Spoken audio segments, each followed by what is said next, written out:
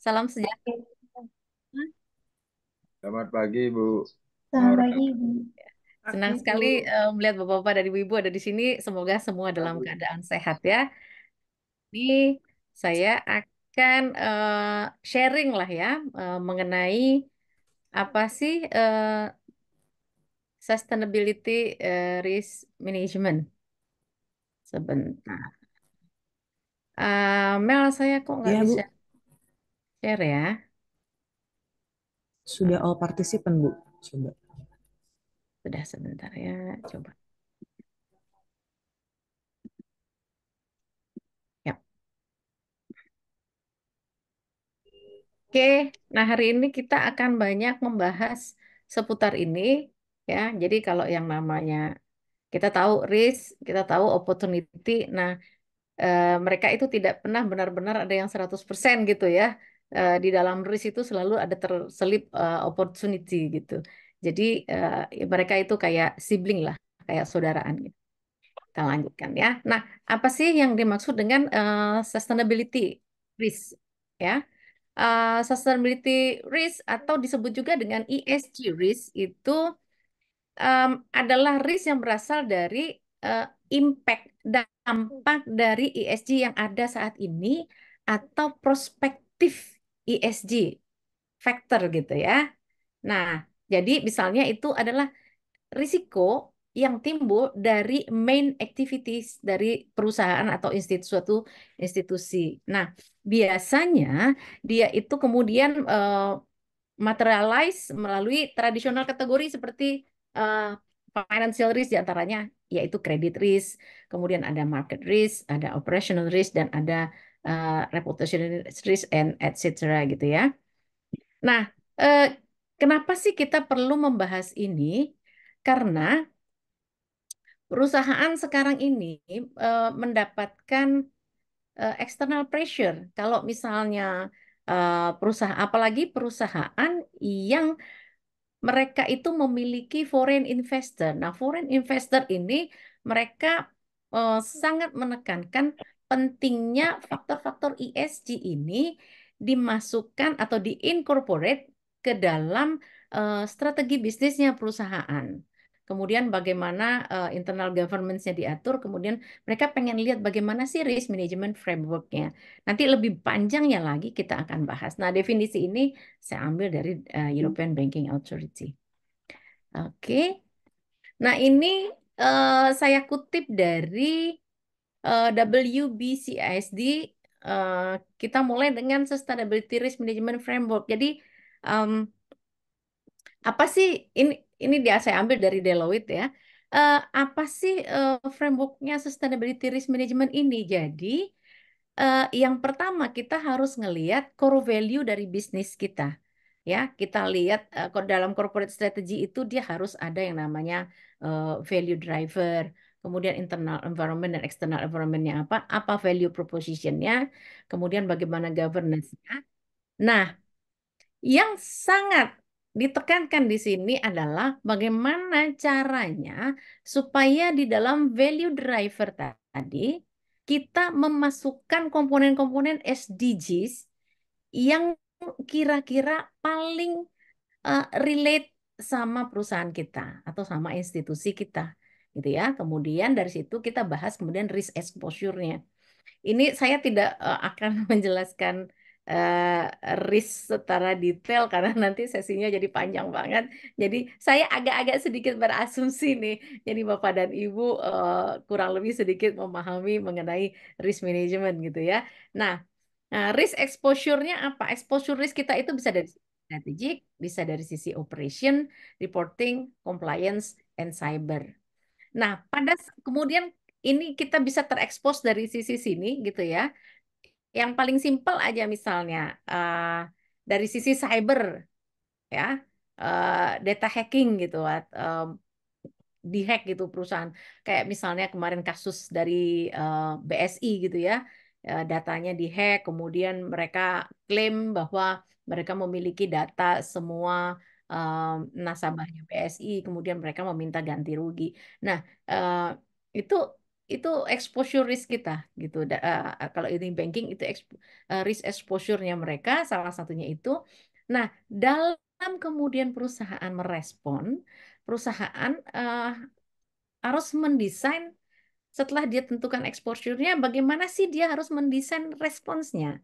Yang pertama dia harus perhatikan itu adalah eh, bagaimana sih risk capacity yang dia miliki gitu ya. Terus kemudian risk capacity itu artinya seberapa sanggup sih si perusahaan itu menghandle suatu resiko gitu ya. Terus kemudian bagaimana strateginya untuk memitigasi, kemudian change management, kemudian bagaimana business continuity-nya termasuk di dalamnya capacity building dan partnership mobilization. Itu adalah eh, bagaimana cara mereka merespon. Apa yang diharapkan dari sini gitu ya? The outcome yang diharapkan adalah dari semuanya ini, karena ujungnya dari manajemen risiko itu diharapkan kita perusahaan bisa menciptakan yang namanya value atau value creation.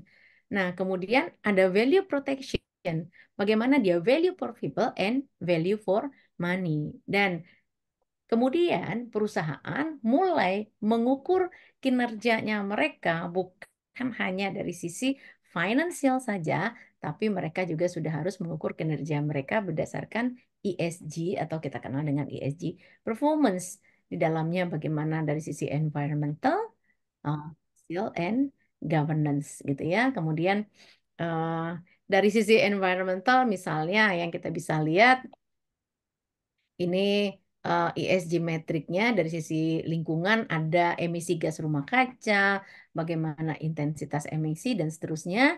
Dan ini walaupun ini direkomendasikan pada saat itu 2018, tapi ini masih valid sampai sekarang gitu ya.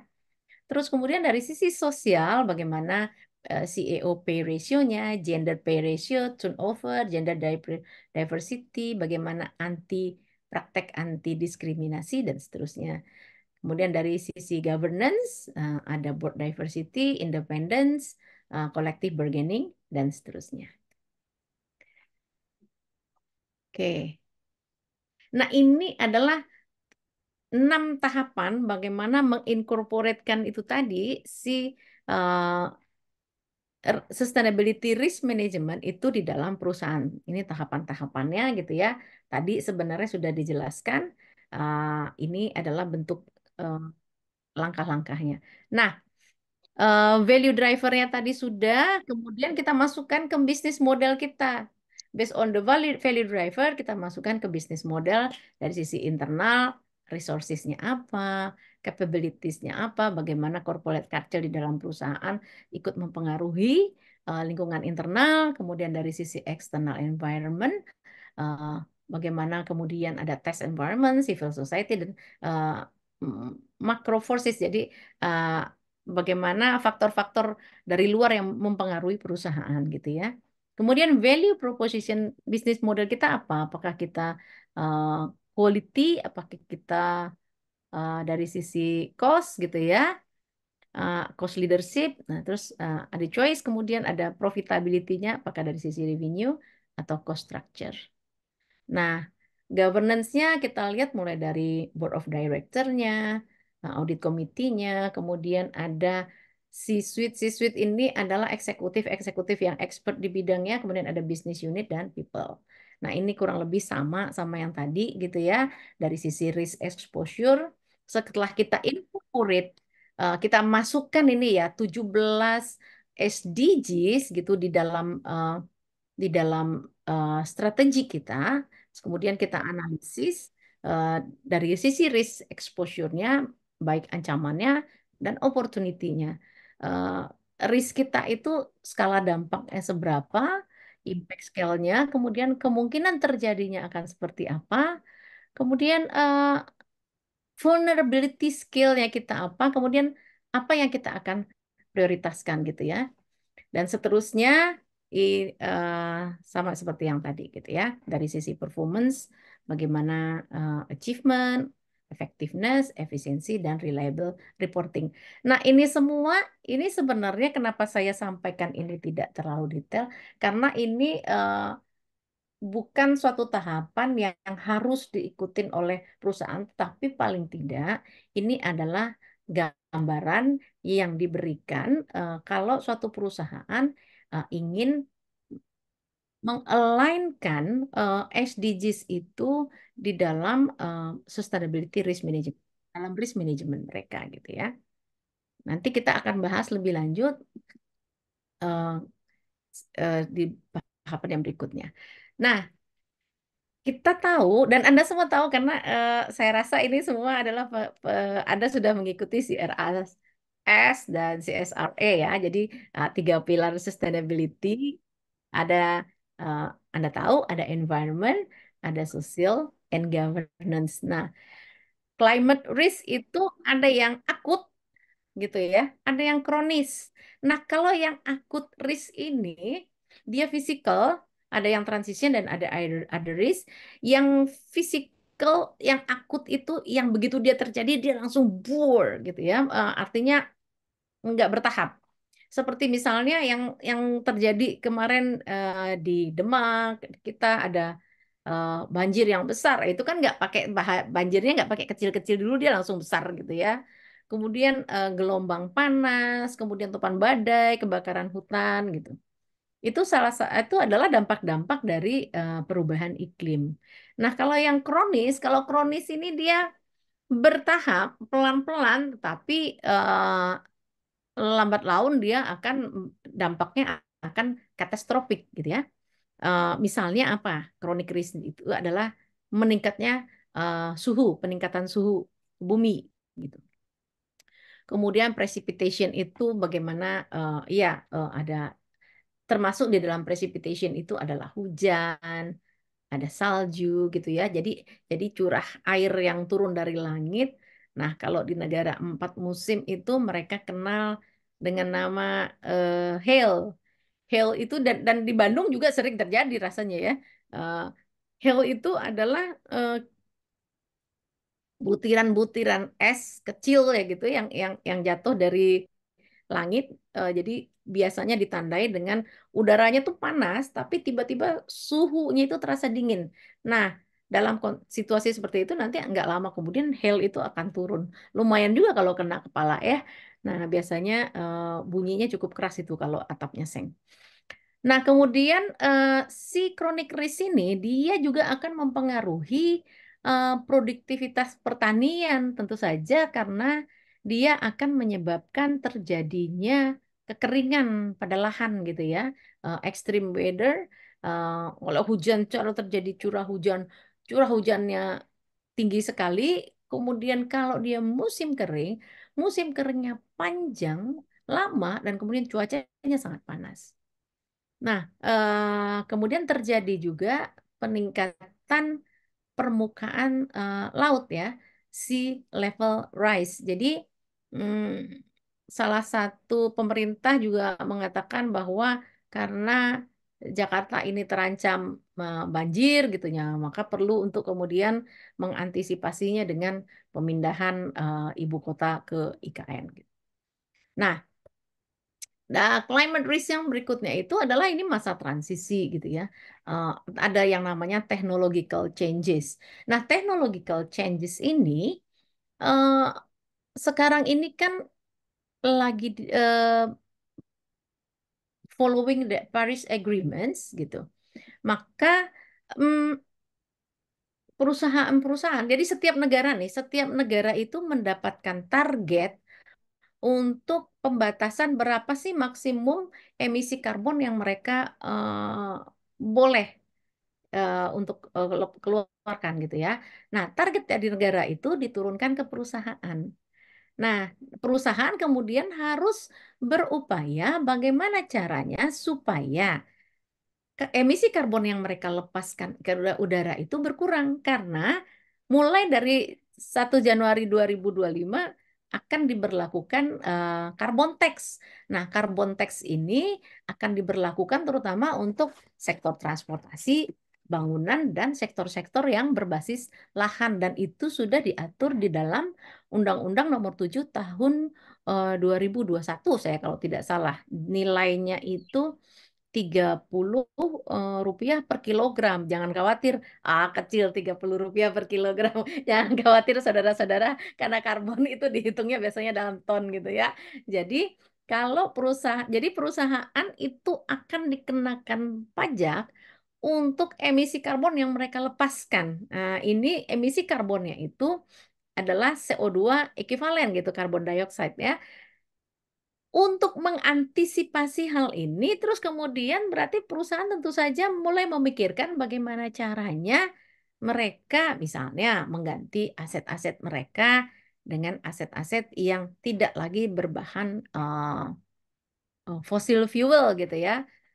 Atau kemudian mereka mengganti em, equipment-equipment yang ada di dalam pabrik sehingga emisi yang dilepaskan ke udara atau eh, karbon yang dilepaskan ke udara itu lebih sedikit jumlahnya gitu. Nah, itu semua kan mendatangkan risiko financial risk sebenarnya untuk perusahaan karena dia akan keluarkan nominal tertentu. Kalau Anda baca berita kalau tidak salah juga ya di sub akan mengadakan saya lupa itu berapa kalau tidak salah 6 motor listrik untuk kemudian menjadi kendaraan eh, pengawalan gitu.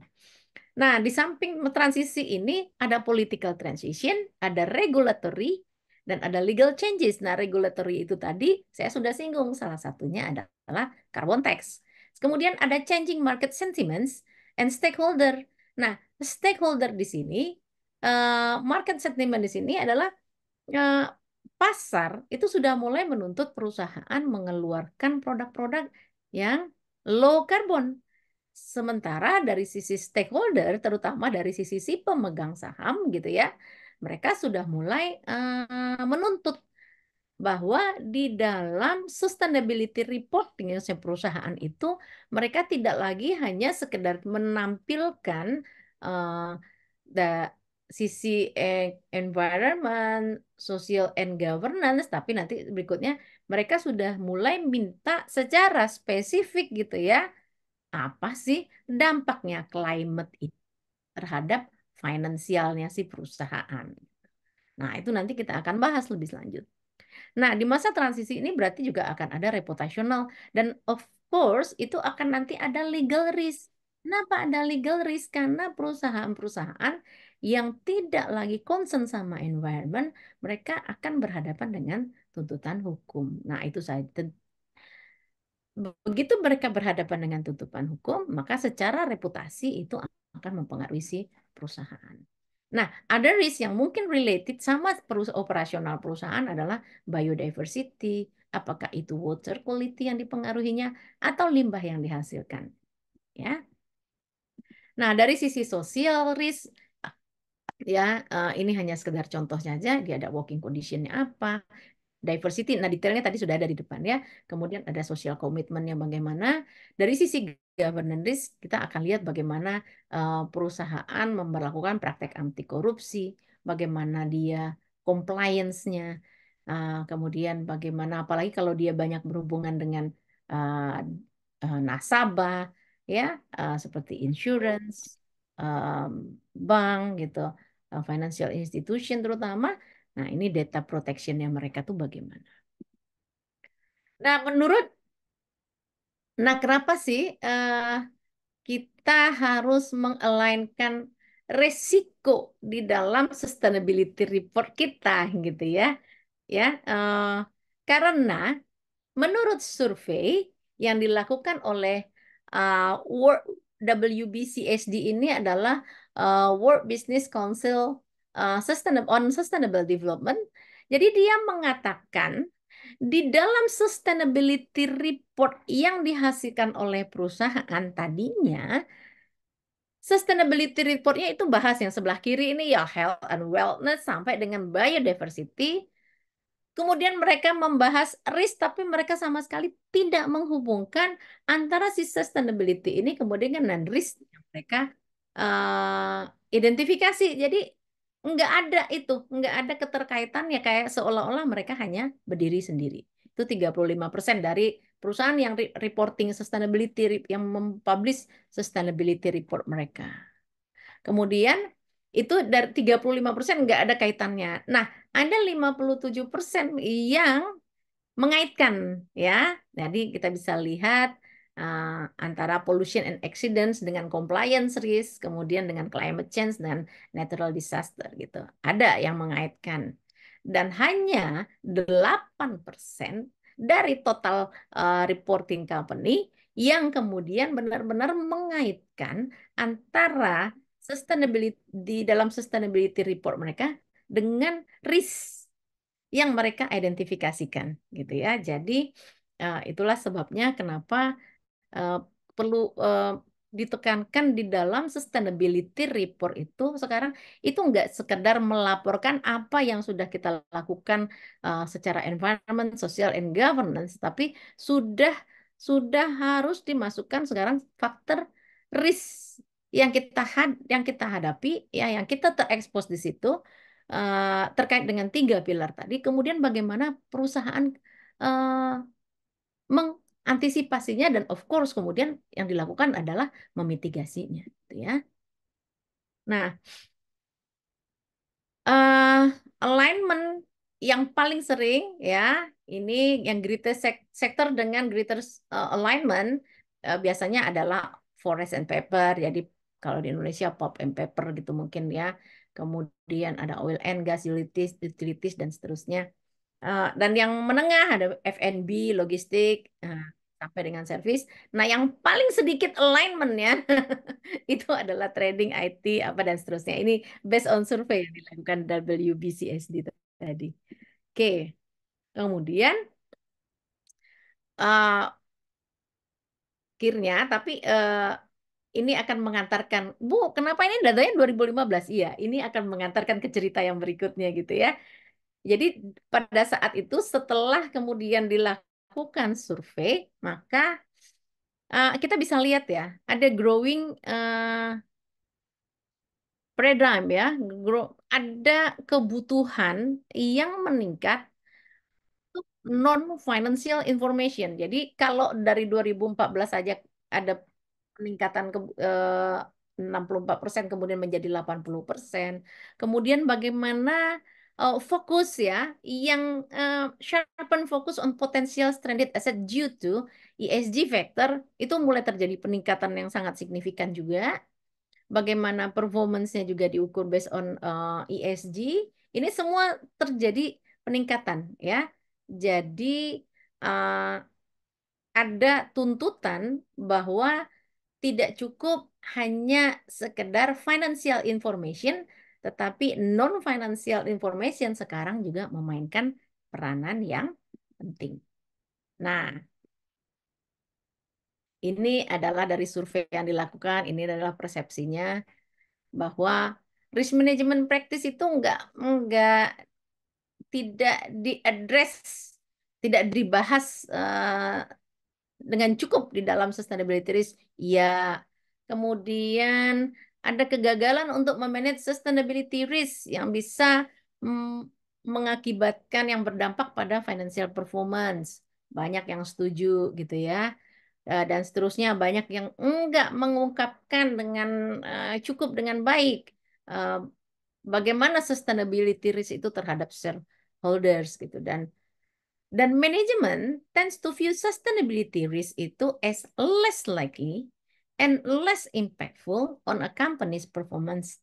Jadi masih konvensional, masih menganggap bahwa financial risk jauh lebih berdampak bagi perusahaan ketimbang sustainability risk dan ini 74% setuju gitu ya.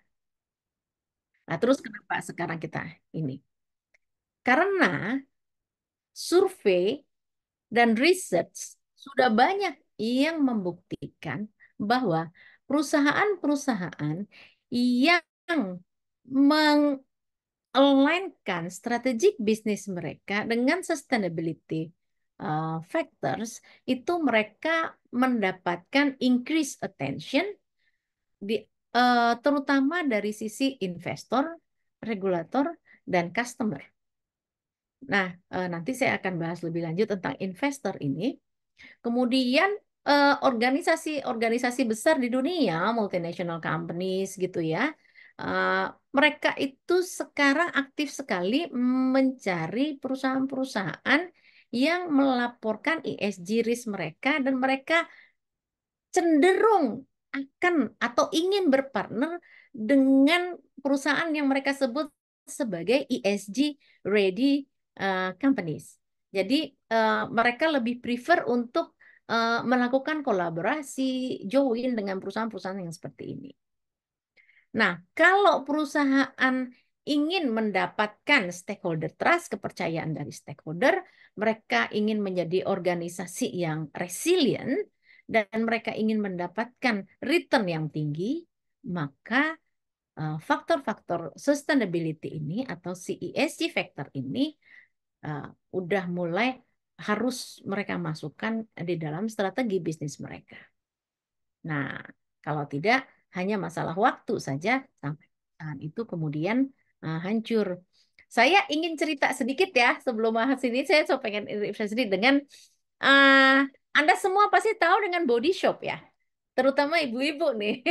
Tapi saya rasa bapak-bapak juga tahu lah body shop ya, karena kalau kita ke mall aja di banyak sekali itu, hampir di semua mall baik besar kecil body shop itu ada gitu. Dan pada saat didirikan oleh Anita Rodi, body shop itu dia sangat kuat sekali image-nya dengan apa coba? No animal testing, ya. Kemudian mereka juga dengan recycling produknya gitu ya. Jadi kalau kita datang membawa em, botol-botol bekas eh, dari produk body shop yang kita pakai, kemudian kita bisa mendapatkan poin. Banyak hal lah, mereka mereka sangat environmental friendly. Jadi image itu sangat kuat. Nah, saya lupa persisnya tahun berapa, beberapa tahun yang lalu, kemudian Anita Roddick itu menjual bisnisnya itu kepada L'Oreal. Sementara L'Oreal image-nya untuk environmental friendly ini tidak sekuat si body shop gitu ya. Nah, di situ sudah mulai terjadi penurunan nih bisnis nih. Karena customer tidak percaya bahwa perusahaan yang membeli body shop ini akan melakukan atau akan mengadopsi nilai-nilai yang dimiliki oleh si Anita Roddick, si pendirinya. Kemudian dari L'Oreal, kemudian eh, body shop ini dibeli lagi oleh perusahaan lain, dan si perusahaan ini dia pernah tersandung kasus eh, lingkungan gitu ya. Sehingga akhirnya customer tidak lagi menganggap bahwa body shop ini kemudian image-nya sama dengan yang dulu. Nah, pelan tuh, tapi pasti bisnis yang body shop ini turun dengan sangat drastis, sehingga belum lama ini, di awal tahun inilah mungkin ya isunya ya, bahwa cabang-cabang body shop di Eropa itu udah mulai tutup ya. Di Eropa dan di Amerika itu body shop sudah tutup, dan mereka harus terpaksa mem-PHK sekian ribu karyawannya. Tetapi di Indonesia dan beberapa negara Asia itu mereka masih bertahan. Nah, itu yang mengatakan bahwa kalau perusahaan itu dia mengabaikan, ini statement yang terakhir ya, companies that neglect ESG risk do so at their own peril. Jadi kalau perusahaan itu mereka tidak peduli gitu ya dengan resiko yang ditimbulkan dari main operationnya dari sisi ESG, maka mereka akan harus siap-siap menghadapi resiko gitu. Nah, ini adalah 17 SDGs ya, Sustainable Development Goals, yang bisa kita masukkan di dalam kita align-kan di dalam bisnis strategi kita. Kira-kira yang paling terkena, yang paling relate dengan bisnis kita yang mana? Tapi at least kita harus incorporate kan ini. Kalau kita mau kemudian perusahaan kita uh, mendapatkan apa? eh, seperti yang tadi ya kita include di ESG. Nah, ini yang maksud saya, yang mau saya katakan, bahwa kalau kita memasukkan, kita align-kan si 17, at least tidak harus semua karena belum tentu juga semua kita related, tapi kalau kita uh, include-kan dia di dalam bisnis strategi SDGs, maka benefit yang kita dapatkan antara lain adalah brand differentiation. Dan ini yang sempat dinikmati oleh si Body Shop untuk waktu yang sangat lama gitu ya. Terus kemudian kalau contoh lokalnya saya rasa Paragon deh, Wardah ya. Nah, Wardah itu dia lokal kontennya sangat tinggi.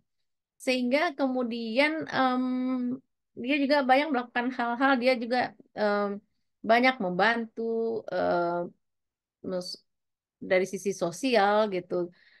Bagaimana kemudian dia local content, local worker dan seterusnya.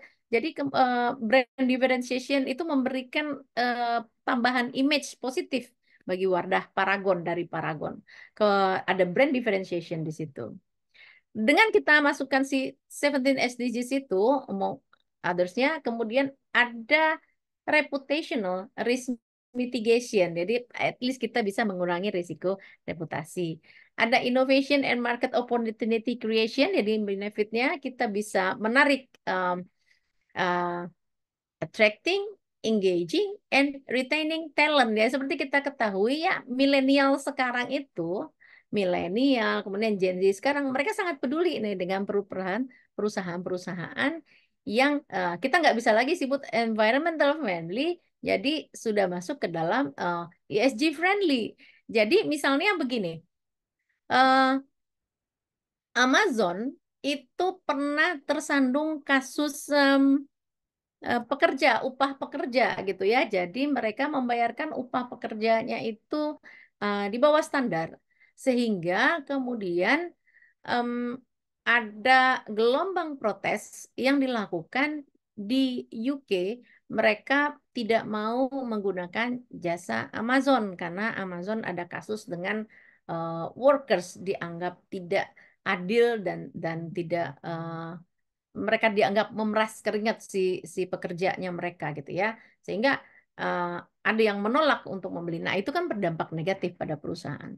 Nah, sebaliknya perusahaan-perusahaan yang ESG friendly, yang mereka mempraktekkan ESG di dalam bisnis mereka, maka mereka bisa menarik eh, anak-anak muda yang bagus gitu ya.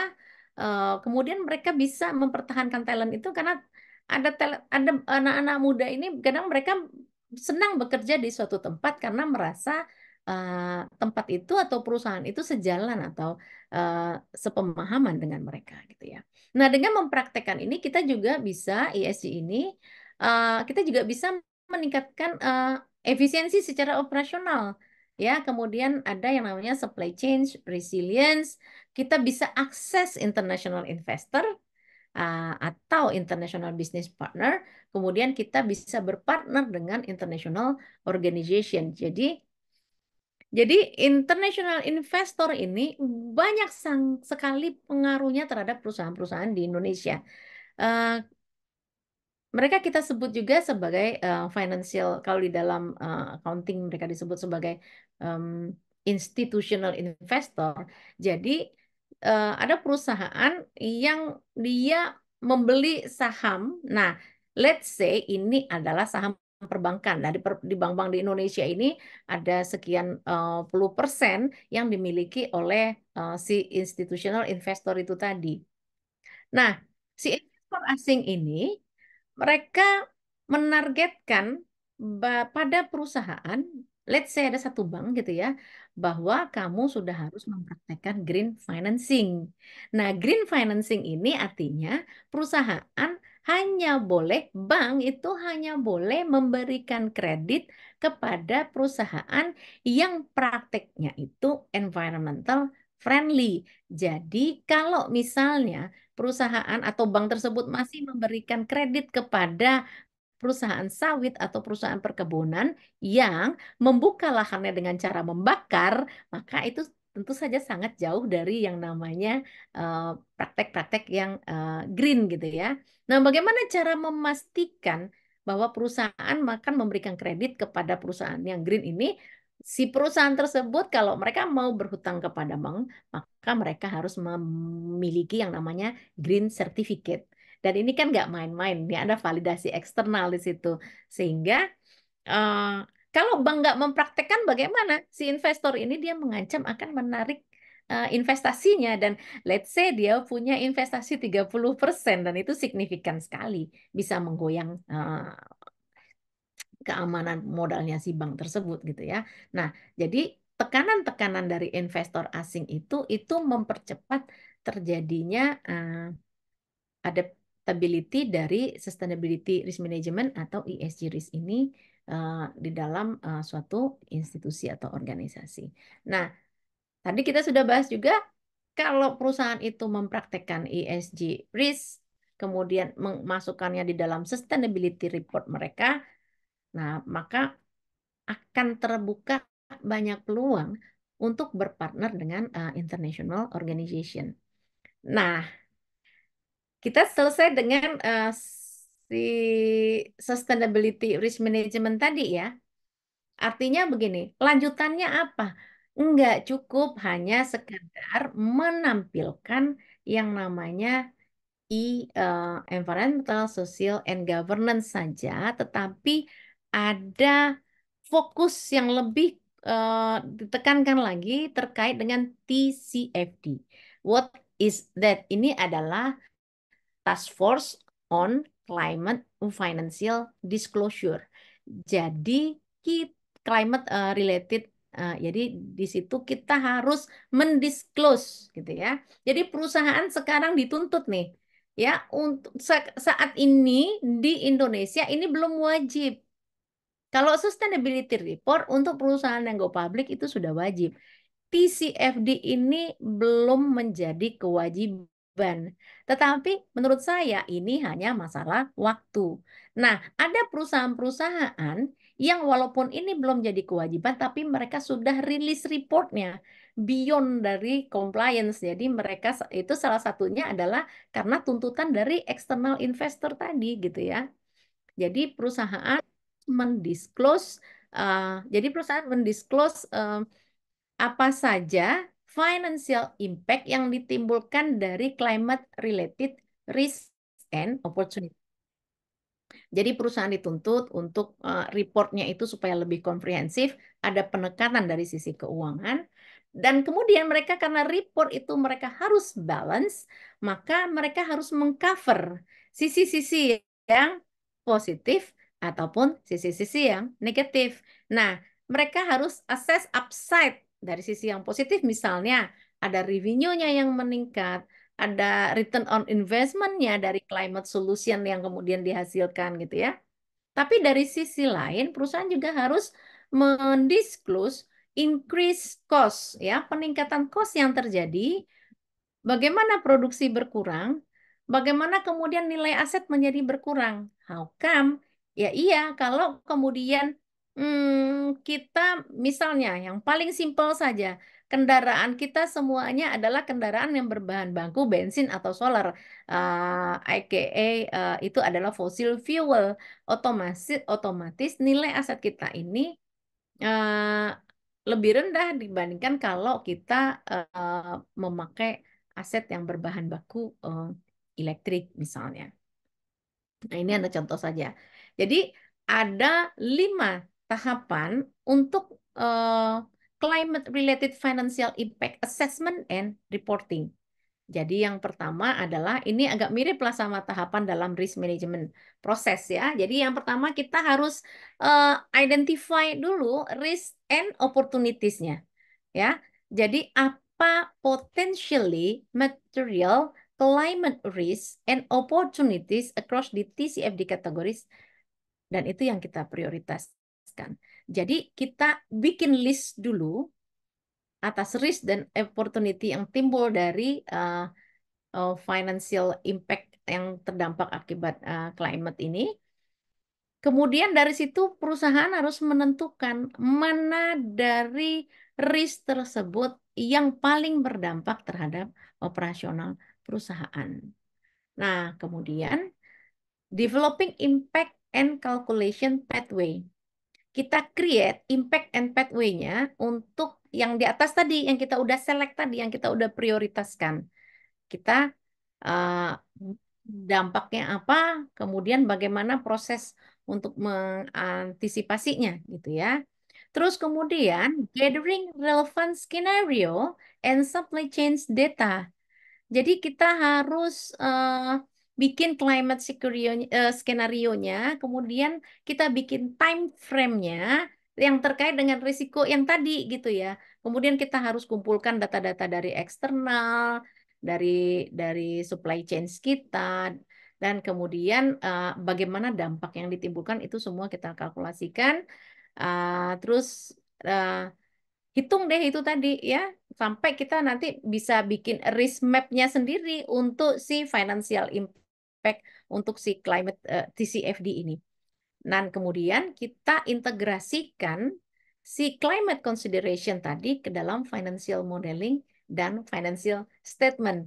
Nah, nanti itu semua ya, resiko yang sudah kita antisipasi dan seterusnya itu sudah harus diincorporatekan, diintegrasikan ke dalam misalnya sensitivity analysisnya perusahaan, kemudian kira-kira dampaknya akan seperti apa kepada perusahaan. Nanti kita akan lihat contoh-contohnya ya. Nah,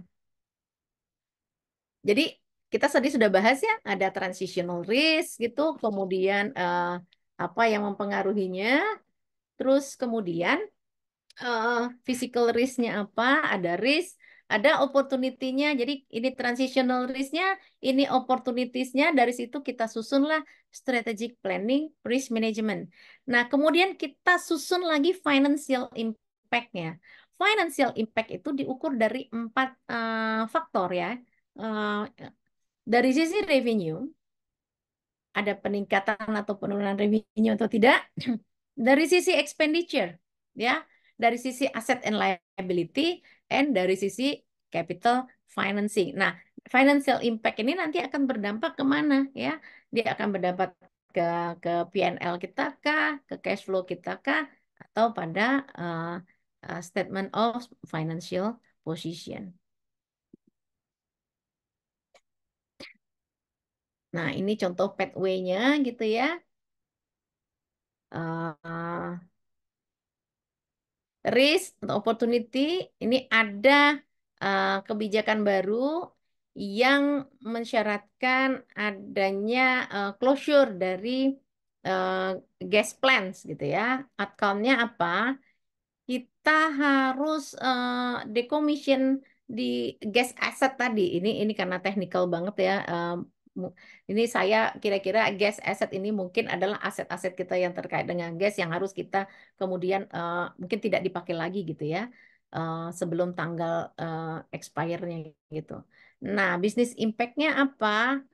Misalnya ada penutupan operasi di beberapa geografi tertentu, ada revisi tentunya kemudian dari economic life asset, atau ada penutupan dari site-site-nya perusahaan, ada redundancy, ada layoff, ada layoff itu mungkin ada pemecatan harus merumahkan karyawan gitu ya. Nah, kemudian dari sisi financial impact-nya berarti ada penurunan revenue. Dari sisi asetnya berarti terjadi impairment of asset, penurunan nilai aset. Dari sisi cost-nya berarti terjadi peningkatan biaya. Nah, kemudian kita lihat di sini dari sisi financial statement impact misalnya terhadap balance sheet apa yang berpengaruh. Kita lihat dari sisi properti, PPA-nya, kas, economic development, etc. Dari sisi revenue dia akan berpengaruh pada P&L. Dari sisi cost nanti dia juga akan berpengaruh kepada P&L. Ini contoh pathway yang tadi yang di dalam 5 step tadi. Nah, ini Anda bisa baca sendiri ya, tujuannya apa? Ya supaya si pembaca laporan atau si pengguna laporan keuangan ini, mereka juga paham bahwa ada risiko-risiko yang ditimbulkan karena adanya isu climate risk ini, gitu ya. Dan itu sudah nggak bisa kita tutup mata lagi bahwa dia udah harus kita lakukan, udah harus diintegrasikan ke dalam tahapan risk management proses. Jadi kalau selama ini risk management kita relatif ada operational risk, ada legal risk, ada yang common gitu ya. Nah kalau sekarang nggak bisa lagi kita harus incorporate si sustainability risk ini atau si financial climate related risk ini ke dalam uh, risk management proses kita gitu ya. Ini Anda baca sendiri, ini nggak masalah. Nah, oke. Ini, nah ini bagaimana mengintegrasikannya yang tadi seperti tadi gitu ya. Identify, kita assess resikonya, kita prioritaskan mana yang kita anggap. Bagaimana sih kita memilih resiko? Bagaimana sih kita memprioritaskan? Nah, kita tuh nanti ngecek pada yang berdampak paling tinggi terhadap perusahaan. Nah, berdampak itu artinya risikonya yang memberikan dampak yang paling signifikan. Either itu dampaknya terhadap reputasi, either itu dampaknya terhadap revenue gitu ya. Nah, eh, kemudian likelihood terjadinya. Jadi kalau kita memilih prioritas itu kita bisa akses dari dua, apakah dari sisi dampak, apakah kemudian dari sisi ke bahasa Indonesia keterjadiannya ya, likelihood kemungkinan terjadinya. Nah, setelah kita prioritaskan, kita harus menyusun strategi yang kita harus lakukan untuk memitigasi. Nah, setelah itu kita monitor ya proses mitigasi tersebut. Dan itu kemudian seperti circle gitu ya. Apa yang sudah kita prioritaskan di sini, kita kita review lagi apakah itu di tahun depan akan tetap menjadi prioritas atau kemudian prioritasnya kemudian berubah gitu. Yang berdampaknya bukan itu lagi karena zaman sekarang kan perubahan zaman itu terjadi dengan sangat cepat. Nah, ini Anda baca sendiri. Saya mau masuk ke, nah ini contohnya di in banking industry ya. Physical risk-nya mereka bisa terjadi misalnya bank bisa nggak terekspos climate change? Bisa aja. Kalau kemudian banknya beroperasi di daerah yang banjir gitu kan, lah pada saat terjadi banjir dia nggak bisa beroperasi selama beberapa hari atau kemudian ada dia punya mesin yang besar itu saya kok server. Dia punya server yang besar itu misalnya terendam air, nah itu kan katastrofik efeknya terhadap perusahaan. Dia nggak customer nggak bisa bertransaksi selama beberapa waktu. Nah itu untuk reputasi bank itu efeknya sangat katastrofik sama parah gitu ya. Oke, nah dari sisi lain gitu misalnya physical risk-nya ada eh, seandainya ini misalnya ya, daerah yang terjadinya banjir di Indonesia itu atau tanah longsor itu misalnya di Bali atau di Lombok atau di daerah-daerah di mana yang tingkat pariwisatanya tinggi. Nah, bank memiliki banyak debitur di daerah tersebut. Debiturnya nggak bisa beroperasi untuk jangka waktu yang cukup lama. Akibatnya apa? Dia tidak bisa mengembalikan kredit. Ya, secara tidak langsung kemudian bank pasti akan terdampak itu misalnya. Nah, risk transition-nya adalah transisi karena perubahan shifting menuju low carbon economy gitu. Kan terus kemudian ada policy, regulatory dan seterusnya yang tadi kita sudah bahas. Nah, ini liability risk yang tadi saya sempat singgung ya. Bank itu bisa menghadapi liability risk kalau mereka tetap memberikan pendanaan pada perusahaan yang berkontribusi terhadap climate change. Kalau dia membuka lahan dengan kemudian membakar hutan, uh, dia kan nggak bisa bilang, hutan, api, kalian bakarnya sampai sini aja ya, sampai batas batas tanah saya, jangan lewat, nggak mungkin. Nah, pembakaran hutan itu akan melepaskan emisi karbon yang sangat tinggi ke udara. Nah, ini kalau kalau bank itu memberikan financing kepada perusahaan-perusahaan yang seperti ini ya dia bisa berhadapan dengan liability risk gitu ya, risiko hukum juga. Oke, ada legal action kemudian bisa saja gitu ya. Walaupun di Indonesia saya belum lihat itu terjadi, tapi sooner or later kalau ada external pressure ya itu bisa gitu ya. Oke, ini tadi mostly sudah kita ini bagaimana kemudian di Deutsche Bank dipraktekkan. Oke, nah ini kan mirip tadi ya sama skema yang tadi TCFD yang tadi bagaimana dia dipraktekkan di Deutsche Bank gitu. Nah, ini saya tidak akan banyak membahas. Ini Anda bisa baca sendiri. Saya pengen lihat ya. hmm, ini contohnya misalnya, apa sih dampak dari si TCFD yang tadi, Financial eh, Climate Related Disclosure itu? Misalnya begini. Perusahaan A, dia membeli sebuah bisnis atau suatu bisnis di negara X. Dan pada saat pembelian itu, dia mengakui adanya goodwill, gitu ya. Nah, perusahaan yang dia beli di negara X itu, lokasinya itu di pinggir pantai. Kemudian, forecast mengindikasikan bahwa akan ada kenaikan level air laut gitu ya in the next 10 years. Nah, bagaimana perusahaan mengantisipasinya karena sudah ada forecastnya itu, perusahaan bisa membangun ya defense around the plants. Jadi misalnya ditembokin gitu misalnya ya, supaya air air lautnya nggak berdampak gitu ya, nggak bisa masuk.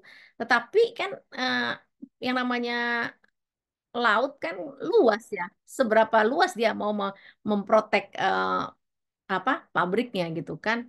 Atau alternatif yang kedua, dia bisa jual site-nya karena kalau kalau ramalan itu benar-benar terjadi, maka impossible untuk bisa tetap beroperasi di pabrik tersebut gitu.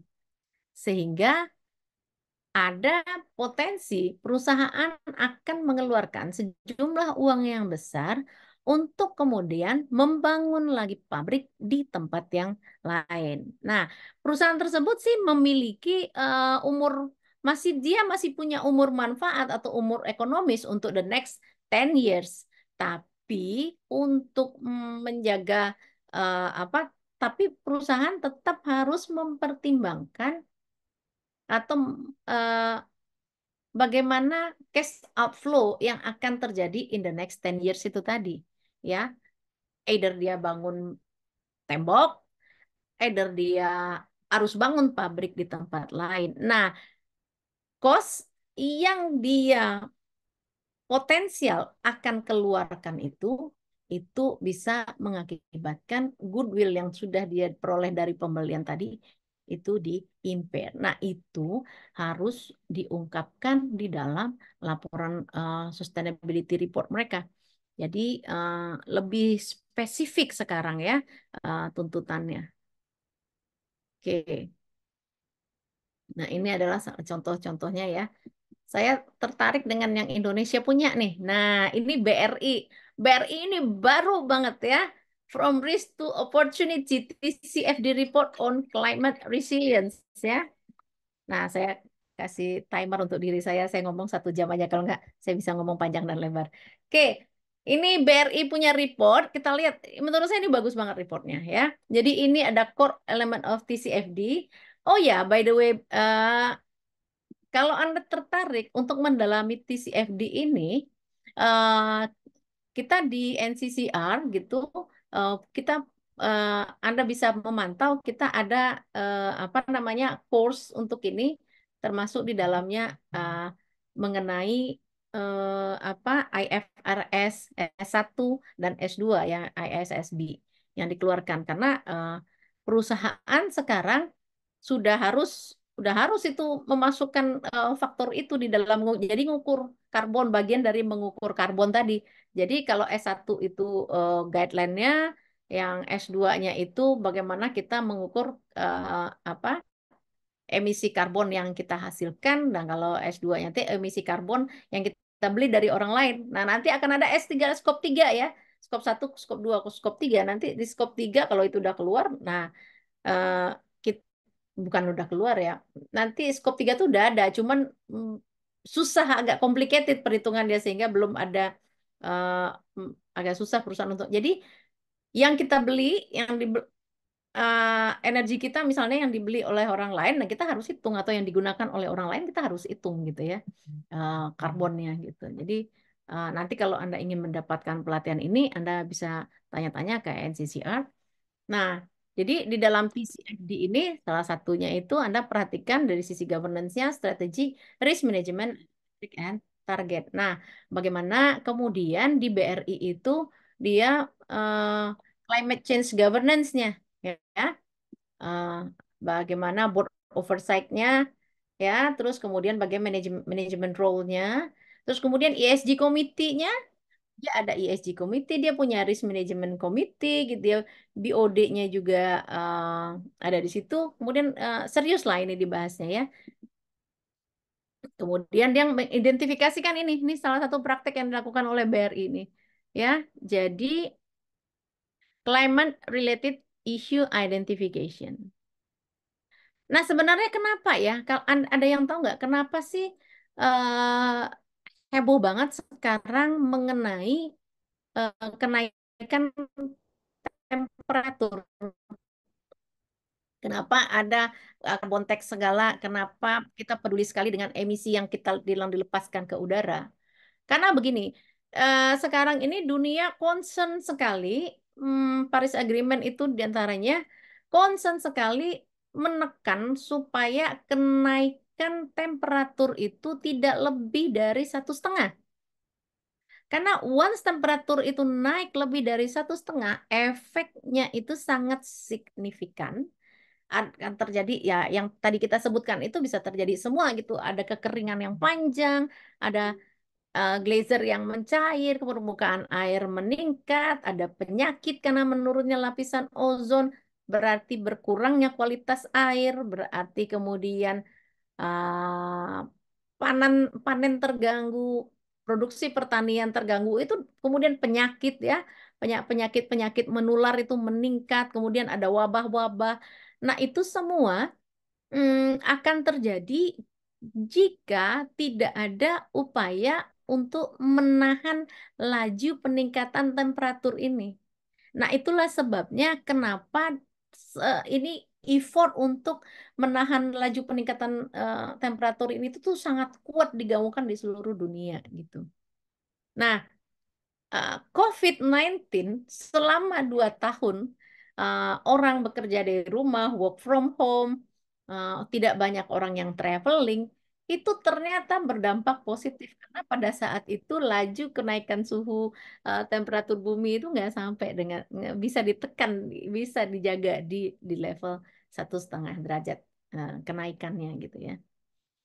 Nah, ini jadi diidentifikasi di sini, kemudian bagaimana climate change itu ada risk-nya, tapi dia juga create opportunity. Anda baca sendiri nanti ya, ini kan nanti akan dibagikan. Kemudian BRI juga, ini ada risk management framework yang mereka praktekkan, dan kemudian bagaimana mereka mengintegrasikan climate risk itu ke dalam risk profile-nya mereka. Jadi kita simple aja lihat di sini, misalnya secara credit risk gitu ya. Climate risk type-nya di sini berarti ada policy and legalnya. Kemudian dari sisi market, key driver-nya apa? Carbon pricing, ya, national decarbonization strategies, ya, ada bahas. Nah, bagaimana respon activities-nya? Nah, engaging with portfolio to encourage the adoption of policy and legal related to carbon pricing gitu ya.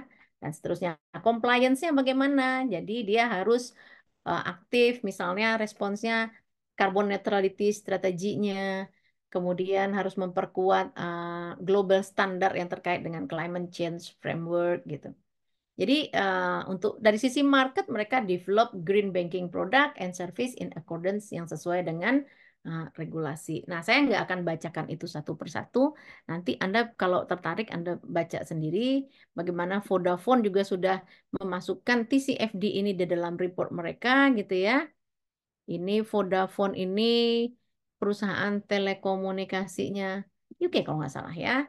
Bagaimana mereka komit to net zero. Terus ini Anda bisa ya bagaimana mereka mendisclose-nya di dalam TCFD report mereka. Nah, saya rasa eh, ini ada banyak, tetapi saya rasa itu Anda bisa baca sendiri gitu. Ini Hyundai gitu misalnya. salah satu yang dilakukan dia mendirikan stasiun-stasiun untuk battery charging di Indonesia karena dia mensupport journey untuk electrical vehicle by 2040. Jadi mereka aktif membangun charging station di beberapa tempat. Ada Medco, nah Medco Indonesia juga. Jadi walaupun TCFD ini belum menjadi suatu kewajiban, tapi sudah mulai ada beberapa perusahaan di Indonesia yang mempraktekkan beyond beyond requirement. Jadi walaupun itu belum jadi kewajiban, tapi sudah mulai-mulai mereka report.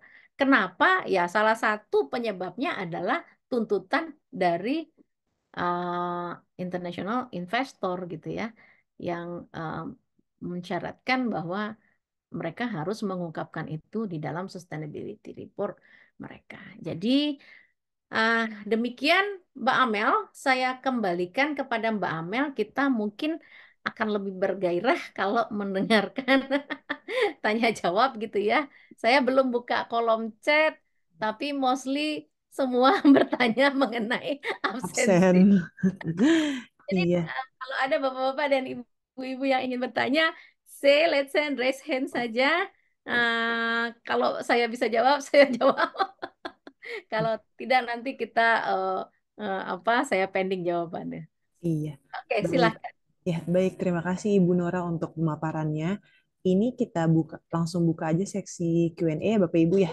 Di sini bisa langsung saja raise hand atau open mic-nya kalau ada pertanyaan, silahkan.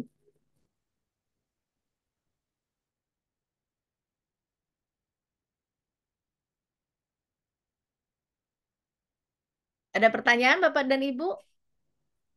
Atau ada yang ingin didiskusikan mungkin dengan Bu Nora, bisa silahkan.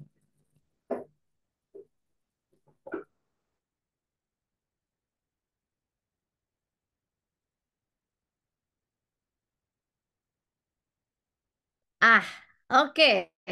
Ibu Melinda Ibrahim, silakan Ibu Melinda dari mana? Dari perusahaan apa? Dan pertanyaannya. Baik, terima kasih atas kesempatannya. Mohon maaf, uh, tidak bisa open kamera, Bu. It's okay. Iya, saya dari mahasiswa, Bu. Mahasiswa That's Universitas good. Brawijaya. That's Iya, good. Oke. tadi tadi agak terlambat menyimak penjelasan dari Ibu, tapi ada satu hal yang menarik terkait dengan carbon pricing tadi. Mhm, Uh, Pernah di mata kuliah itu saya pernah dengar bahwa sekarang itu tidak hanya ada bursa saham, tetapi juga ada namanya bursa karbon, Bu. Kalau mhm, nggak salah. Nah, ini eh, tujuan dari bursa karbon ini tentunya ada jual beli dari perusahaan yang memiliki karbon yang rendah, bisa menjualnya kepada perusahaan yang membutuhkan karbon yang lebih tinggi dalam kegiatan operasional perusahaannya. Nah, yang ingin saya tanyakan, apakah tujuannya itu, bukannya ini merupakan sebuah siklus, Bu? Ketika ada carbon price, ada trading karbon seperti itu, apakah tujuan untuk menekan karbon itu bisa terwujud atau seperti apa, Bu? Kalau misalnya apa namanya? Kalau misalnya masih ada transaksi seperti itu, kemudian em, terus yang mengawasi kegiatan ini seperti apa, Bu? Ini diawasi apa tidak, Bu? Misalnya ketika ada perusahaan mungkin yang banyak-banyak menghasilkan emisi karbon, ya sudah berarti kita beli aja di mana di perusahaan yang low carbon tanpa ada upaya untuk bagaimana perusahaan itu bisa menekan karbon yang dihasilkan dari kegiatan operasionalnya seperti itu. Terus untuk hasil perdagangannya itu dikemanakan, Bu? Misalnya kalau misalnya ada jawaban bahwa oh nanti ini akan digunakan untuk misalnya proses penghijauan atau untuk menanam pohon biar menghasilkan apa namanya CO2 kalau nggak salah. Nah ini kan proses penanaman pohon ini kan bukan waktu yang sebentar. Ini butuh butuh waktu bertahun-tahun biar pohon itu bisa memberikan fungsi yang semestinya seperti itu, Bu. Terus yang tadi berikutnya dengan laju peningkatan temperatur suhu kalau nggak salah yang sekarang lagi tren digaungkan oleh apa namanya, oleh pemerhati, itu kira-kira yang mengevaluasi atau yang mengawasi kira-kira temperatur dari sebuah perusahaan ini sudah layak atau tidak, itu seperti apa, Bu? Demikian pertanyaan saya. Mohon maaf jika terlalu panjang. Assalamualaikum warahmatullahi wabarakatuh. Saya makasih applause dulu lah buat Mbak Melinda, luar biasa loh. Luar biasa loh Anda mahasiswa, Anda punya pertanyaan yang bagus gitu ya. Dan ini memang pertanyaannya banyak orang gitu. Artinya kalau ada carbon trading ini gitu, apakah terus kemudian berarti proses penurunan itu terjalan dengan efektif gitu kan ya? Nah, saya jelaskan dulu ya, bursa karbon itu misalnya ya simpelnya tuh begini, Mbak Melisa ini punya lahan hutan ya, hutannya sekian hektar gitu ya. Anda punya lahan, Anda tanami pohon gitu, nggak usah lah hutan, Anda tanami pohon deh. Lahan Anda sekian berarti Anda memproduksi O2 kan ya, bukan memproduksi CO2 tapi Anda memproduksi O2 dan pohon-pohon itu kan dia menyerap CO2 di sekitarnya sehingga Anda bisa daftarkan eh, apa lahan Anda itu nanti ada cara menghitungnya, nanti ada cara menghitungnya karbon kalkulatornya itu dengan sekian lahan yang kita miliki itu nanti kita akan mendapatkan sertifikat karbon, nanti ada bagian yang mengaksesnya gitu ya. Nah, Anda punya sertifikat karbon nih, gitu, karena Anda sudah memiliki hutan. Di sisi lain, ada perusahaan yang membutuhkan. Nah, bisa itulah yang kemudian terjadi di situ jual dan beli eh, karbon, gitu ya. Simpelnya tuh seperti itu. Atau setiap perusahaan dia ditargetkan, nah dia hanya punya batasan maksimum. Let's say dia tahun ini hanya boleh produksi karbon misalnya 1.000 ton ya. Nah, kemudian dia berhasil menekan emisi karbonnya itu misalnya let's say menjadi 800. Nah, 200 ini kan dia terjadi penghematan gitu. Nah, ada satu sisi lagi perusahaan yang kelebihan produksi, dia harusnya produksi 1.000, dia produksi 1.200. Nah, dia bisa nih beli dari si perusahaan yang tadi berhasil menghemat. Efektif nggak? Jadi begini, kalau perusahaan tidak ada keinginan untuk menekan emisi karbonnya, maka dia cenderung akan terus-menerus melakukan pembelian. Kalau itu dilakukan, maka otomatis efeknya akan mengurangi revenue, ya kan? Nah, di sisi lain, kalau dia kalau kan ada carbon tax nih, kalau dia tidak menurunkan emisi karbonnya, maka dia juga harus membayar carbon tax yang cukup signifikan. Jadi kalau perusahaan tidak ada inisiatif ke arah pengurangan emisi karbon, maka keuntungannya akan tergerus hanya untuk membeli sertifikat karbon atau membayar pajak karbon. Maka perusahaan itu pasti mikir ya, kalau kayak gini terus, berarti kan nanti bisnisnya nggak sustainable. Ya, dia harus mulai berpikir bagaimana apa upaya yang harus dilakukan untuk mengurangi ini. Nah, tadi yang terkait dengan laju pertumbuhan temperature bisa diulang lagi, Non, pertanyaannya. Apa yang ingin ditanyakan dari sisi situ, Mbak Melinda? Iya, baik Ibu. Untuk temperaturnya itu, eh, Oh, yang apakah ada pihak ngukurnya siapa otoritas? ya, gitu Iya, ya? iya. Siapa Oh yang ya, mengawasi atau yang mengatakan bahwa oh ya iya. ini satu perusahaan sudah sesuai standar Iya, seperti iya, itu. iya. Nah, gini, jadi itu ada ilmunya khusus gitu ya. Jadi kalau perusahaan diukurnya dari karbon yang dia lepaskan. Nah, nanti itu juga ada mekanisme cara pengukurannya.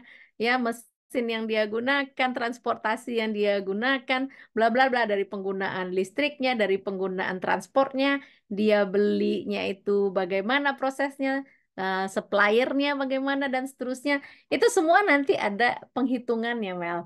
Nah, seberapa besar suatu karbon yang dihasilkan nanti kan dari setiap perusahaan itu kan nanti akan melaporkan, mereka akan terdata, nah itu akan menjadi karbon yang dirilis dari suatu negara gitu misalnya. Nah itu nanti dari tingkatan yang lebih tinggi lagi itu dari sisi situ akan ada penghitungannya karena ini technical, jadi eh, saya sendiri juga tidak menguasai perhitungan karbon ini, tapi secara garis besarnya nanti dari setiap perusahaan itu akan dihitung, nah akan dikompil, itu akan menjadi data dari suatu negara. Nah, seberapa besar kenaikan temperatur itu dipicu ya, akan dipicu oleh seberapa banyak karbon yang dilepaskan ke udara. Jadi, yang mengukur kenaikan temperatur itu nanti terkaitnya dengan seberapa banyak karbon yang dilepaskan. Jadi, sudah ada tuh mereka hitungannya. Jadi, kalau karbon yang dilepaskan segini, dampaknya kepada temperatur akan seperti ini. Itu udah ada kalkulasinya gitu. Gitulah kira-kira Mel ya. Apakah sudah menjawab pertanyaan? Baik, Ibu, terima kasih atas jawabannya. Luar biasa. Kamu beyond dari mahasiswa pada umumnya. Very good. Oke, Ya, silakan Mas Irfan. Baik, terima kasih Bu atas kesempatannya. Eh, saya tadi agak kurang paham saat Ibu menjelaskan mengenai eh, risk management framework kalau saya nggak keliru, termasuk tahapan saat menerapkan risk management tersebut. Di sana ada muncul 17 poin SDG sebagai value chain drivers. Nah, Hmm. pertanyaan saya itu eh, ada dua terkait dengan value chain drivers yang ke-17 SDGs ini. Pertanyaan pertama, kenapa pada value chain drivers ini dimasukkan eh, 17 elemen SDGs? Karena dari yang saya pahami tadi dari slide Ibu, dari corporate strategy ke risk exposure itu ada sebuah layer kita harus align terhadap SDGs. Nah, pertanyaannya itu eh, mungkin kenapa value chain drivers ini merujuk kepada SDGs? Yang kedua, bagaimana kita bisa memilih 17 poin SDGs ini? Mungkin bisa bisa dielaborasi lebih lanjut, Bu. Karena Hmm. saya pernah baca salah satu jurnal, salah satu problem utama dalam pelaporan SDGs itu justru terjadinya cherry picking terhadap 17 poin 17 poin SDGs ini. Artinya eh, pemilihan SDGs mana yang relevan itu tidak didasari oleh argumentasi yang kuat gitu, hanya sekedar memilih ini relevan terhadap kita atau tidak gitu. Jadi mungkin bisa diceritakan lebih lebih elaboratif bagaimana cara kita bisa mengalign terhadap SDGs tersebut. Eh, karena tadi di contoh-contoh yang Ibu sampaikan juga termasuk BRI, mungkin saya yang keliru menyimaknya. Saya belum mendapatkan eh, kaitannya dengan antara risk management yang dilakukan terhadap SDGs tersebut gitu. Itu aja Bu. Oke, Mudah-mudahan Mas Irfan cukup dari clear. mana? Saya juga mahasiswa S2 juga sih Bu. Oh, di mana? Di Unpad Bu. Oh, di Unpad. Very good, very good. Ya, ini mahasiswa yang kreatif, yang aktif-aktif bertanya ya, luar biasa. Oke, thank you Mas Ivan ya. Nah, ini kita lihat poin SDGs. Ya, poin SDGs ini memang kita nggak akan address semuanya. Dan kita tidak bisa menafikan juga bahwa praktek cherry picking nggak terjadi di sini gitu ya. Ya oke-oke aja gitu misalnya. Tapi, jadi gini, pelaporan ini saat ini si TCFD atau Sustainability Risk ini saat ini tuh dia belum menjadi keharusan. Jadi format report seperti apapun, kemudian pelaporannya kedalamannya akan seperti apa, kemudian bagaimana perusahaan kemudian memilih dia akan melaporkan ini bagian yang mana, sedalam apa, itu semua itu belum diatur sesaklek perusahaan melaporkan financial reportnya dengan menggunakan PSAK. Kalau PSAK itu kan it's a must gitu ya. Kita harus laporkan ini. Bahkan dalam pelaporan sustainability reporting saja. Perusahaan boleh kok memilih dia sesuai dengan standar JRA yang dia harus patuhi, atau dia hanya merefer saja gitu ya pada aturan-aturan yang mana. Jadi dalam tahapan yang saat ini ya, mana yang dipilih oleh perusahaan, mana yang relate sama perusahaan, perusahaan bisa pilih. Nah, itu semua tahapnya itu negara itu kita tuh masih mengencourage.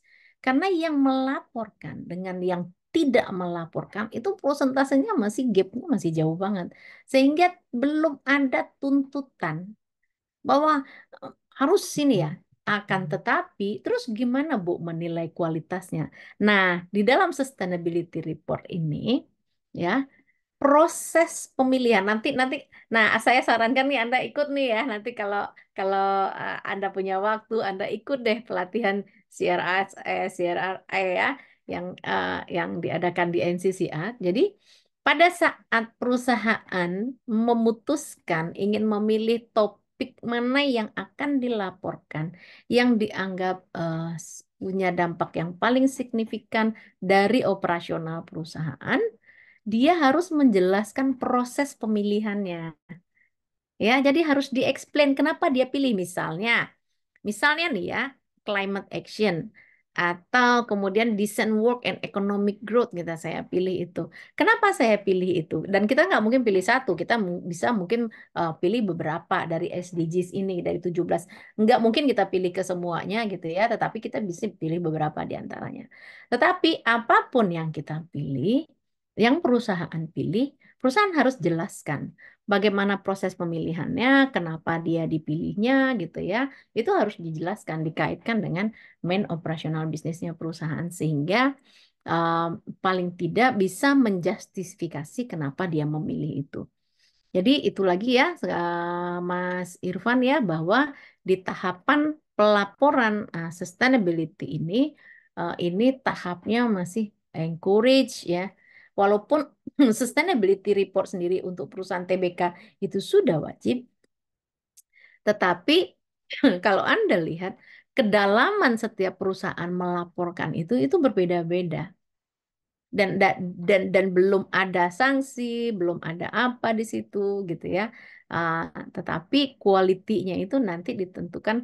Tapi ah, sejauh mana ke apa bagus atau tidaknya, berkualitas atau tidaknya reportnya, nah itu nanti kita lihat dari kedalaman yang dia laporkan. Jadi nggak sembarang aja dia pilih ini tanpa penjabaran alasannya enggak. Jadi ya harus disertai dengan alasan. Nah, nanti kan laporan dari sustainability yang dihasilkan oleh perusahaan, nanti kan ada external assurer-nya juga. Seperti kalau di dalam financial report dia ada external auditornya, nah di dalam sustainability report ini dia juga ada external assurer-nya. Nah, external assurer ini akan menilai gitu ya laporan yang dihasilkan oleh sebuah perusahaan. Tapi ya itu lagi, kembali lagi saat ini tahapannya itu adalah masih encourage ya, mengencourage, mendorong sebanyak-banyaknya perusahaan untuk melaporkan. Karena kita paham lah, apalagi perusahaan-perusahaan yang bukan TBK gitu ya, eh, jarang yang mau melaporkan kecuali mereka punya external investor yang kemudian memaksa mereka untuk melaporkan. Kalau enggak, mereka nggak punya motivasi, nggak ada insentif buat mereka untuk report. Nah, kalau ada perusahaan, tapi yang ajaibnya, ya bukan ajaib yang mengagumkan gitu ya. Ada perusahaan-perusahaan kecil, UKM gitu, tetapi dijalankan oleh anak-anak muda yang memang mereka sadar lingkungan, mereka malah report gitu misalnya. Nah, itu mereka benar-benar beyond gitu dari yang lain. Gitu kira-kira Mas Irfan ya. Saat ini Ibu, tahapannya masih encourage ya. makasih Bu, cukup jelas. Oke. Yes. Oke. Mbak Melinda nanya lagi. Coba kita lihat ada yang lain nggak? Kalau nggak kita kasih Mbak Melinda lagi. Kalau nggak ada silakan Mbak Mel. Oke, siap Ibu. Terima kasih. Mohon maaf Bapak Ibu yang lain. Tadi eh, menarik sekali jawaban dari Ibu Nora dan saya tergelitik ingin mengetahui. Tadi kan untuk kualitas dari SR itu Mhm. bahwa akan ada external assurance yang untuk menjamin bahwa sebuah laporan ini adalah sebuah laporan yang benar-benar mencerminkan praktik sustainability yang dilakukan di sebuah perusahaan. Pertanyaan saya, Bu, kalau misalnya di laporan keuangan biasanya kan ada auditor. Nah, biasanya tuh ada seperti eh, auditor itu biasanya menggadaikan independensinya seperti itu, Bu. Nah, siapa yang bisa mengawasi assurernya dalam memberikan sebuah jaminan kepada SR ini bahwa ini benar-benar sudah sesuai dengan apa yang mereka lakukan. Karena beberapa saat lalu saya pernah membaca sebuah berita bahwa salah satu perusahaan, misalnya perusahaan Antam, dia pada saat itu, pada tahun 2015, dia itu mendapat apa namanya, dinobatkan sebagai salah satu perusahaan yang tergreen oleh LKBH kalau Kementerian Lingkungan Hidup kalau nggak salah, Bu. Nah, di saat KLH. yang bersamaan, juga ada uh, apa namanya, kritik dari pemerhati lingkungan bahwa perusahaan ini ternyata telah melakukan pencemaran limbah di kalau nggak salah itu di sungai di Jambi, Bu. Nah, ini berarti ada yang tidak match atau ada gap antara eh, hasil hasil dari apa ya, assurance ini dengan kenyataan yang ada di lapangan, Bu. Karena mungkin untuk menobatkan sebuah perusahaan itu tergreen atau ter apa itu, atau misalnya dia paling sustainable itu berasal dari mana misalnya, Bu? Mungkin dari SR-nya salah satunya. Nah, jadi Oke. kira-kira seperti apa, Bu? Hmm. Terima kasih. Mel, mahasiswa akuntansi bukan Mel? Iya, Ibu, akuntansi. Oke.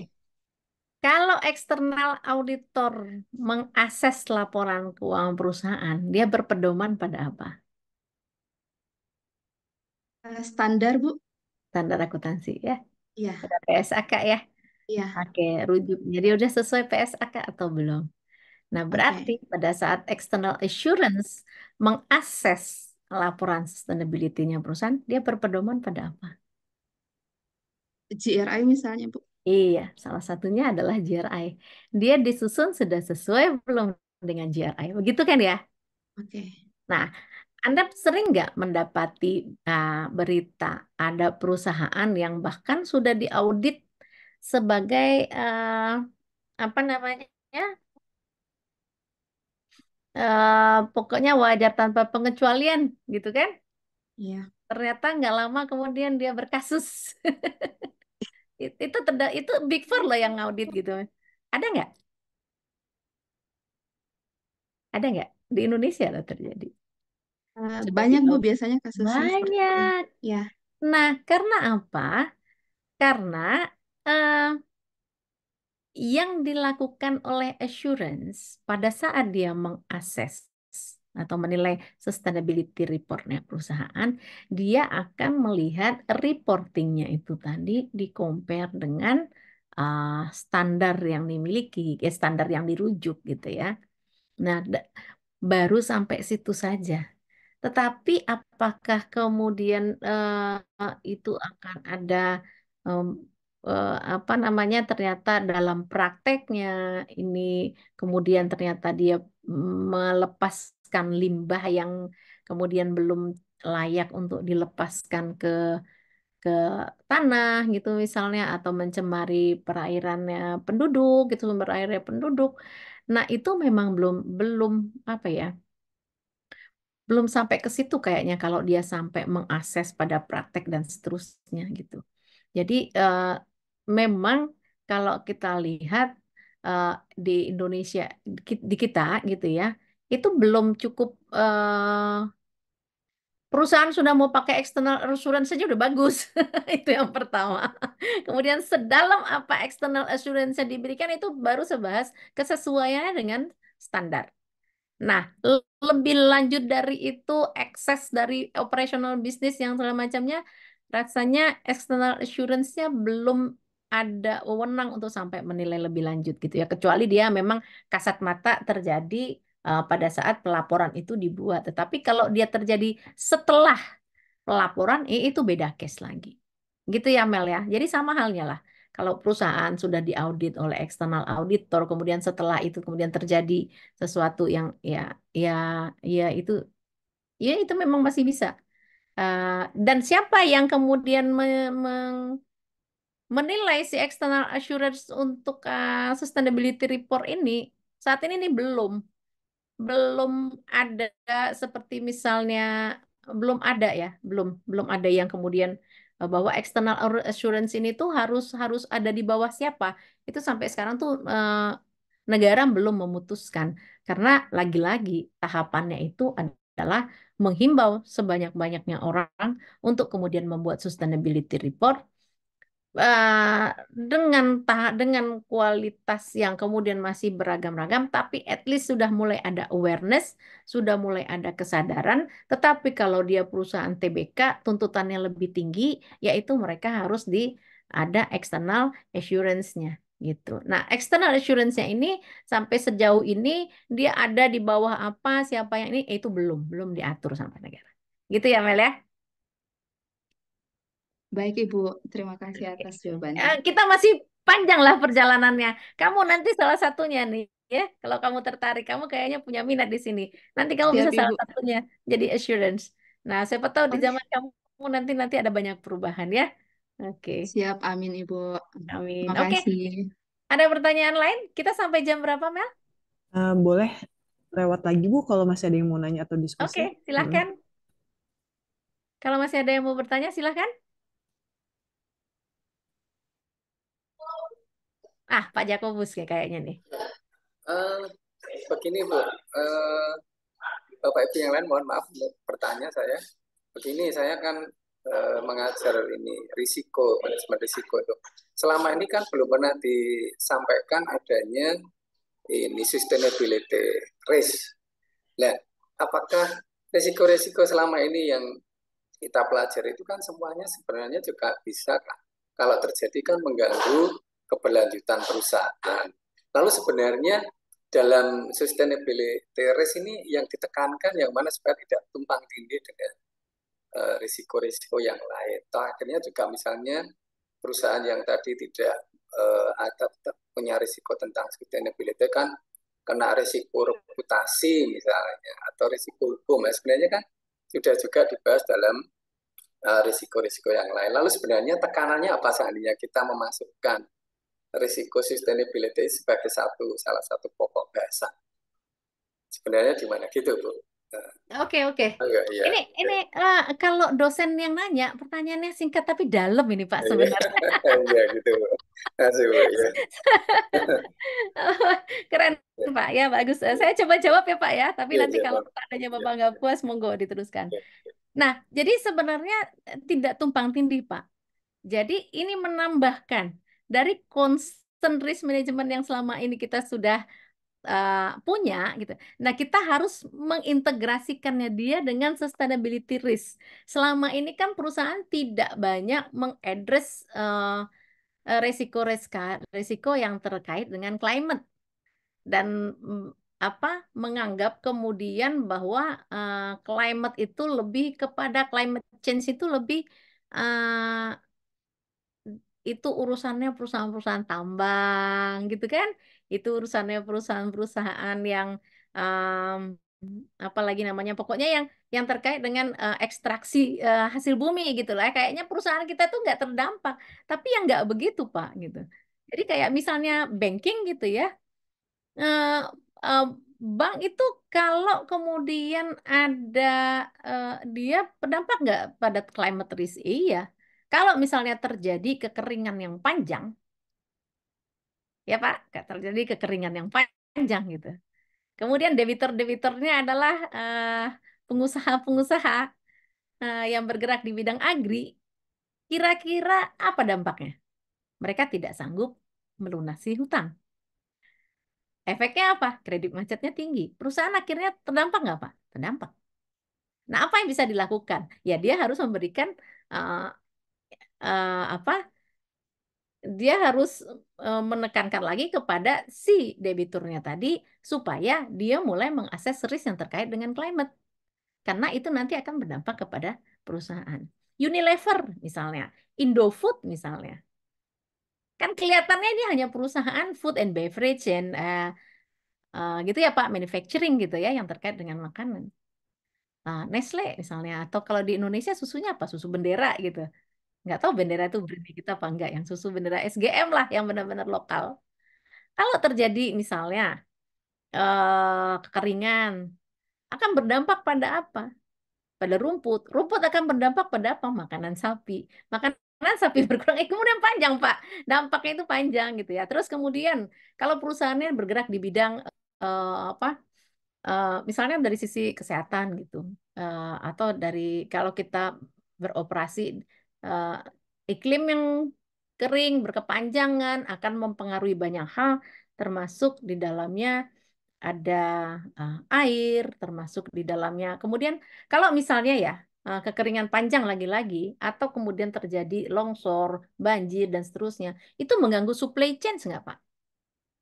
Supply chain terganggu itu nggak cuma perusahaan tambang Pak yang berdampak, semua perusahaan yang berdampak. Dan itu dampak efeknya dari mana? Yang dari climate. Dan itu yang kadang-kadang si perusahaan lupa bahwa kita itu semua itu terekspos pada climate risk. Cuma selama ini kita tuh nggak sadar. Jadi kita menganggap risk yang paling utama itu bagi perusahaan itu hanyalah financial risk. Even reputational risk, kadang legal risk, perusahaan-perusahaan itu tidak terlalu dianggap signifikan karena satu-satu risk yang dianggap berdampak itu apa yang bisa mengurangi revenue. Nah, itu yang harus diperluas itu mindsetnya gitu loh. Jadi seperti misalnya ya, yang paling simpel saja bahwa setiap perusahaan, jadi kalau itu sudah mulai berlaku, misalnya perusahaan saya misalnya PO apa ya? Damri gitu ya. Tapi Damri punya BUMN. Kan perusahaan transportasi ini yang mulai 1 Januari 2025 akan diberlakukan carbon tax itu tadi, Pak. Pajak karbon. Nah, kalau saya tidak mengantisipasinya gitu, saya tetap menggunakan kendaraan-kendaraan yang berbasis bensin dan solar, maka saya akan membayar carbon tax yang cukup besar karena saya mengeluarkan emisi yang cukup besar. Nah, kalau kemudian saya dengan adanya carbon tax yang akan berlaku ini, maka apa yang harus dilakukan oleh perusahaan?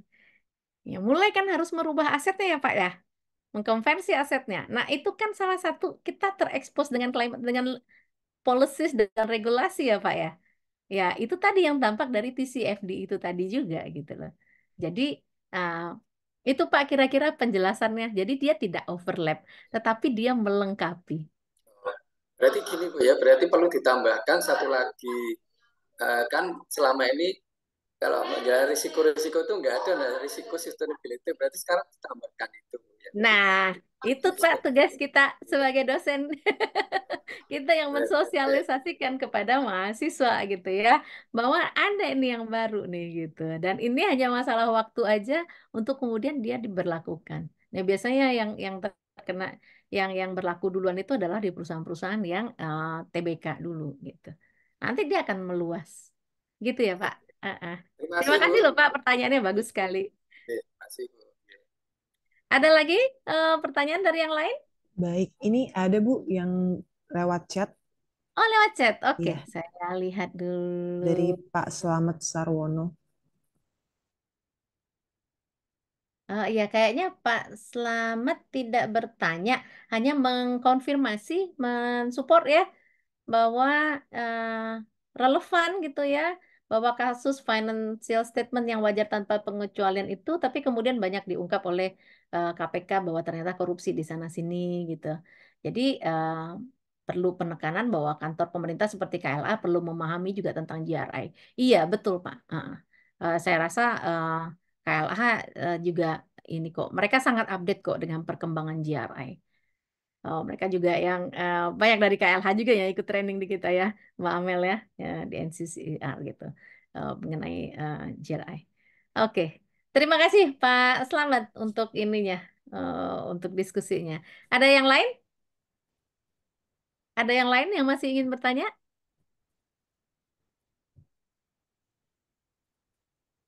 Oke, Mbak Amel, kalau Baik, sudah tidak ada. baik, oke. Sudah dicukupkan hari ini mungkin ya, begitu ya Bu Nora ya. Mhm. Oke, terima kasih Bu Nora sekali lagi untuk sharing dan penjelasannya, ilmu dan insight baru untuk kita semua. Baik, ini saya simpulkan sedikit ya untuk diskusi hari ini bahwa dalam perkembangannya ESG atau sustainability tidak hanya memperhitungkan dampak organisasi pada masyarakat dan lingkungan, tapi juga mengidentifikasi risiko yang muncul dari perubahan iklim dan perubahan terhadap isu-isu yang ada. Manajemen risiko ESG ini atau manajemen risk management sustainability ini sangat penting saat ini, salah satunya karena perusahaan banyak mendapatkan pressure dari investor, terutama foreign investor, untuk lebih aware dengan isu-isu iklim. Risiko ESG ini terbagi dalam tiga pilar utama, yaitu lingkungan, sosial, dan tata kelola. Risiko lingkungan mencakup transisi ke masa depan yang lebih hijau dan risiko fisik yang timbul dari perubahan iklim. Risiko sosial mencakup kondisi kerja, keamanan HAM, keberagaman, kesetaraan, dan inklusi. Sementara risiko tata kelola mencakup isu-isu seperti praktik anti suap dan korupsi.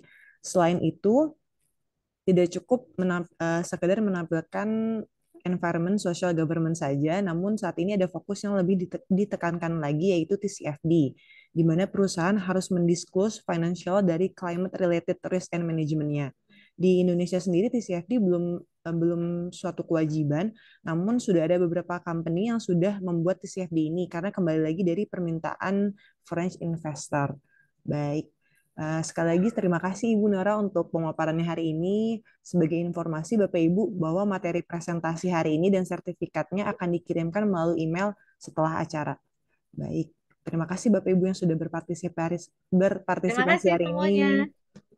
Sampai bertemu di workshop ICSP selanjutnya di bulan April, itu judulnya GRI Standards Updating Module, yaitu Biodiversity dan Sektor Mining. Baik, selamat siang semuanya. Selamat siang. Terima kasih Bu Nora. Terima kasih Bu Ya, Rina. Amel, Amalia. Ya, terima kasih Terima semuanya kasih Bapak Pak Gede. Ibu. Saya izin. Iya.